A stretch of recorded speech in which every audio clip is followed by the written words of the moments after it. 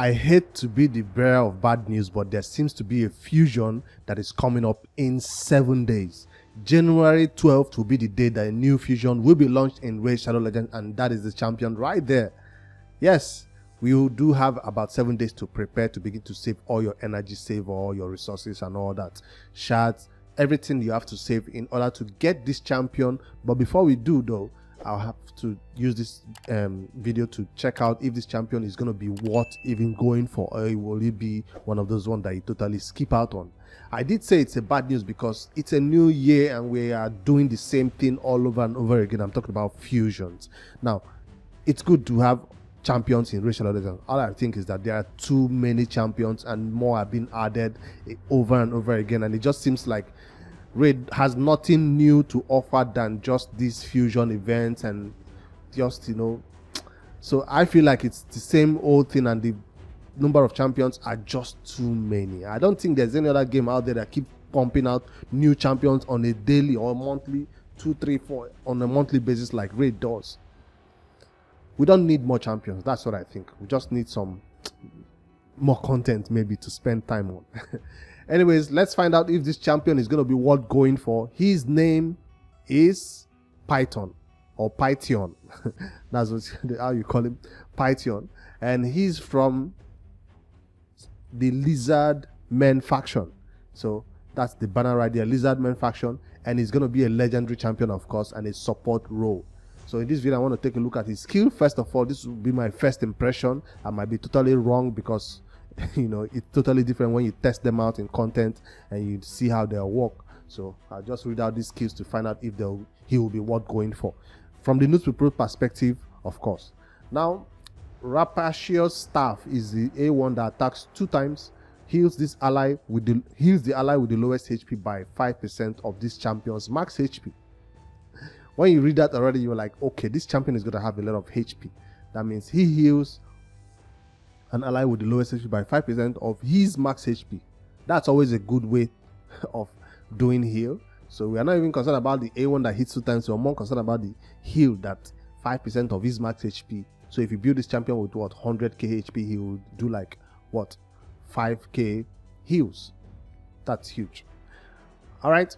On the A2, Shed Skin, which one is a 4-turn cooldown but boosts to a 3-turn cooldown. It removes all debuffs from all allies. That's a cleanse. Then heals them by 10% of their max HP. That's a mess up right there. Come on. 10% of his max HP. That's what I'm expecting to see. Well, the A1 just teased me a little bit, thinking the A2 or his other skills are going to be something similar like that, that heals based on his max HP, but the A2 now is healing of the enemy's max HP, which is not a lot. 10% of their max HP is not a lot. It depends on though if they are HP based champions. Anyways, heals each ally by an extra 5% of their max HP for each debuff removed from them. Okay, now we're talking about a 15% heal if they have one debuff at least removed. 15% heal is good. For an extra 5% for each, that means you can do up to 20% heal on them if they have 2 or more debuffs. All right, that's a good one. I guess that makes up for the max HP thing being based on their max HP, because now it's going up to a 20% or 30% heal depending on how many debuffs you're cleansing from them. All right, that's a good one. Also places block debuff buff on all allies for 2 turns on a 3-turn cooldown. This is what we've been looking for on the Noob to Pro. We've been looking for a champion that can place block debuff buff on a 3-turn cooldown. And I guess he just served that purpose right there. So does that mean the Noob to Pro cannot skip out on this fusion? It looks like it. It looks like this champion is going to go straight into a clan boss to block the stun, block the debuff that the clan boss is trying to place on us, and then heal the entire team based on their max HP.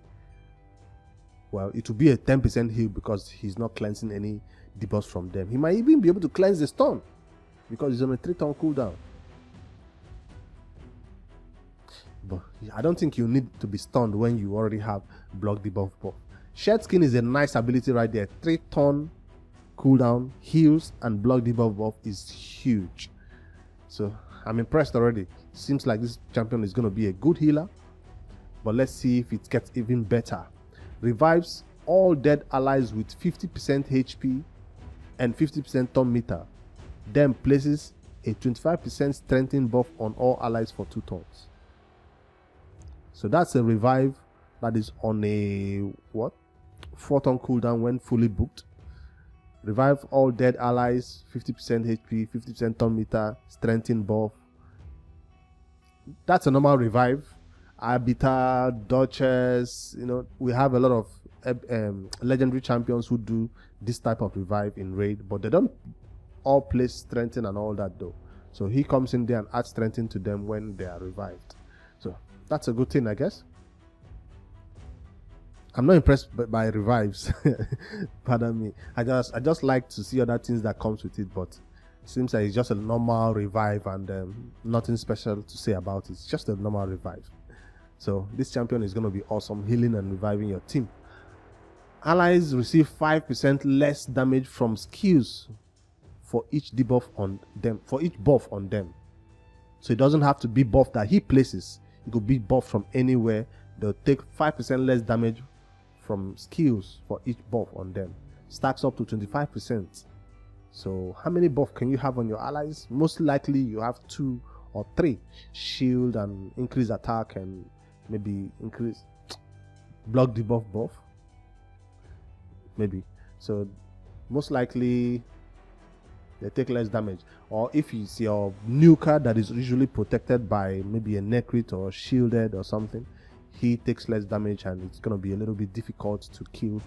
Alright, that's his skills, passive and aura that an ally resist in all battles by 60, which is just meh, I guess. So from what I can tell, this champion is kind of like a Duchess because of all the block debuff buff, the revive, and of course the heals that he does. Duchess doesn't do those heals though. A1 also that heals 5% of his max HP. So it doesn't say if his damage is based on HP though.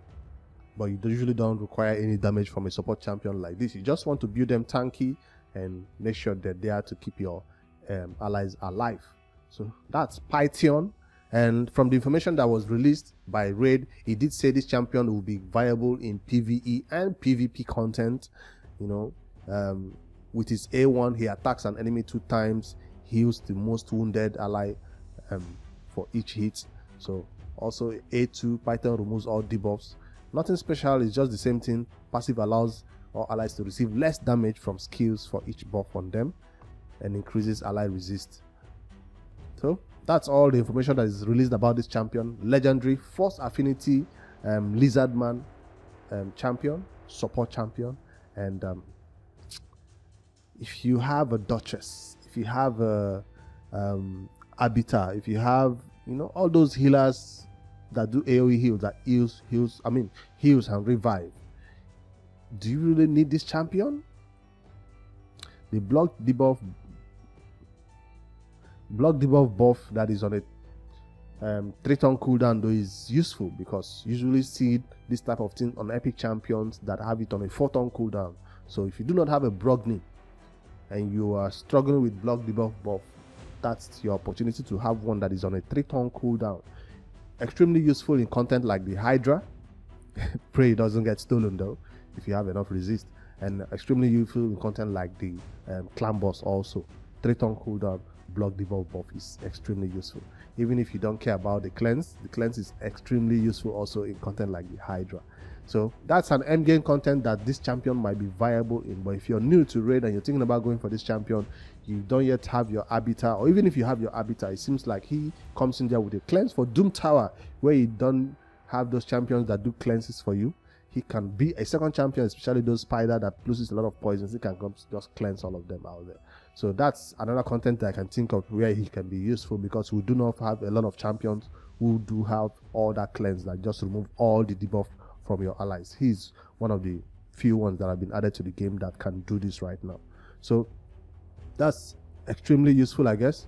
And for my noob to pro, I really think he's going to be added to my Clan Boss team.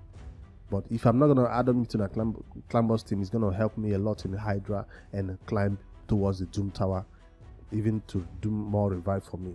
So awesome champion. That's Pythion. Let me know in the comments what you think about this champion. If you're going to be going for this fusion, remember it's a fragment fusion, so it's going to be a little bit easier to obtain, you know, all the little fragments that you need to get this champion to 100%. So you don't need bruise for this one. You don't need, you know, to do a lot of things. So we're always looking at the fusion calendar once it's up. And maybe if you want me to talk about the fusion prep in the Noob to Pro this evening, let me know in the comments also. So we'll do a little bit of fusion prep to get our resources ready to obtain this champion on the Noob to Pro. All right, help me hit the like button in this video for me, and I'll see you guys later in the evening for a Noob to Pro update. Pythion, welcome to Raid in 7 days.